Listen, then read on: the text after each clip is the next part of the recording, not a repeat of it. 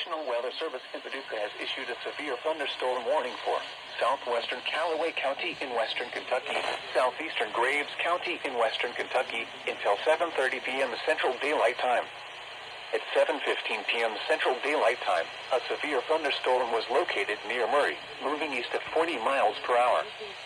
Hazard, 60 miles per hour wind gusts and quarter-size hail. Source, radar indicated. Impact, hail damage to vehicles is expected. Expect wind damage to roofs, siding, and trees.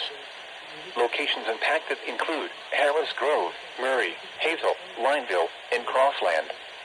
For your protection, move to an interior room on the lowest floor of a building. A tornado watch remains in effect until 11 p.m. Central Daylight Time for western Kentucky. Repeating, a severe thunderstorm warning has been issued until 7:30 p.m. Central Daylight Time for the following county: Callaway, Kentucky,